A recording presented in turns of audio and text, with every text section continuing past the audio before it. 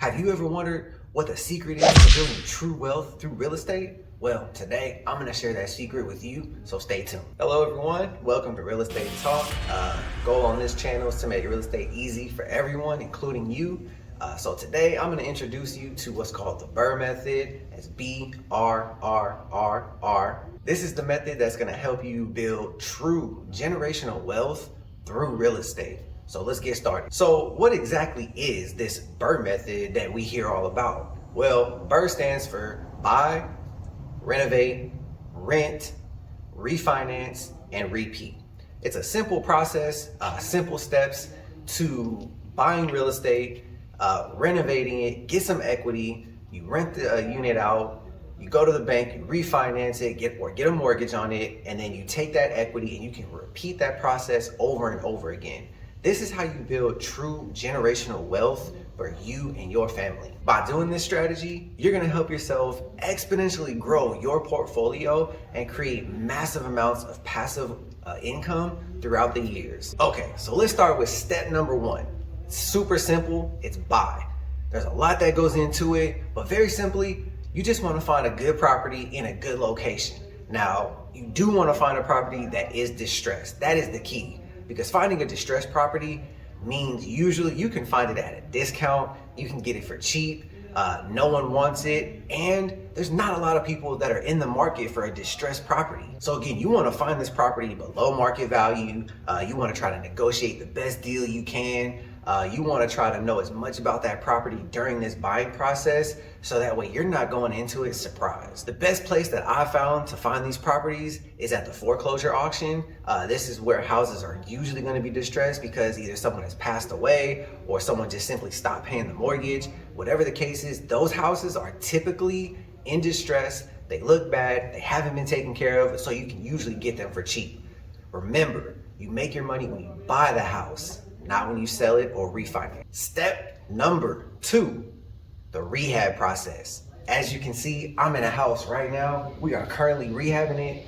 It's in the rough-in phase where we're doing plumbing and electrical, but this right here, this is where you can make or break yourself. You wanna make sure you put the right amount of money in it, not too much, but not too little, because you want to maximize the value of this house once you're done. If you don't put enough into it, you don't put the right materials, you don't have the right people, the right trades working on it, you can easily undervalue your house and not get what you really thought you could have. But on the flip side, if you put too much into the house, you can spend more money than it's actually worth. If the house is only going to be worth $250, but you're in it for $260, well, you just lost 10 grand. So don't do that either. Step number three. This is where you now rent the property. You've bought a property, you've done all the research, you've renovated it, you've made it look nice. Now you turn around and you want to get the most rent that you possibly can for that house, for that area. You want to find good quality tenants that are going to take care of your investment. You just spent all this time doing all the research to buy a house, you spent the time renovating it, you spent all this time, money, and effort to put into getting a nice quality house. You don't want to find a bad tenant that's going to come in right away and mess it up. This is where having a good property manager is going to come in huge for you. If you don't have a property manager, please consider getting one. All right, so now we're on step number four, and this is the refinance part of it. This is where having a good relationship with a local lender, maybe even a national lender if you so choose, is going to come in huge. You're going to want to take that property, get the value, get it appraised, go to the bank, say, hey, look, I want to now get what's called a cash out refinance on it. I want to pull all the money out that I possibly can while still achieving a good cash flow. If you can do that with an 80 to 20% ratio, that's great. That's where you get 20% down payment, 80% of is what the bank puts up for you. If you can do that route and still cash flow beautifully, then great. If not, you may have to back that down to maybe a 70-30 split. Run the numbers, talk with the bank. Having that lender in your back pocket is huge. So what this is gonna do by refinancing, you're gonna have cash flow. It better be positive cash flow, otherwise what's the point? You're gonna free up your capital so you can get to finally step number five. You wanna now take that capital, you have an asset that is generating cash flow, it has gained you some equity and some capital. Now you want to repeat the process.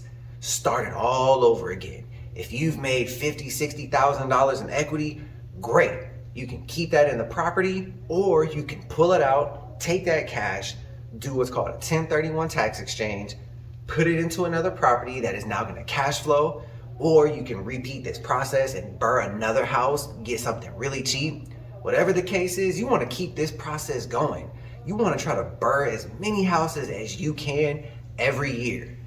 But a word of caution, don't overstep.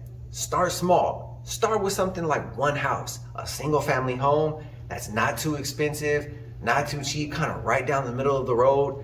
Starting too big with too much on your plate, if you don't have a good team in place, if you don't have a good team of advisors, a good mentor, and you're just starting out and you're trying to do 7, 8, 9 houses in a year, that may be too much for you. The whole point of this method is to grow your portfolio. The quicker you can grow your portfolio, the quicker you can get passive income, the quicker you can have generational wealth, which is the whole goal of this process. So there you have it. That's the BRRRR method. It's simple yet effective. This is a proven strategy that I use, that other successful real estate investors use to create easy passive income. But did you know that there's more secrets out there? If you want to learn more about those, click right here.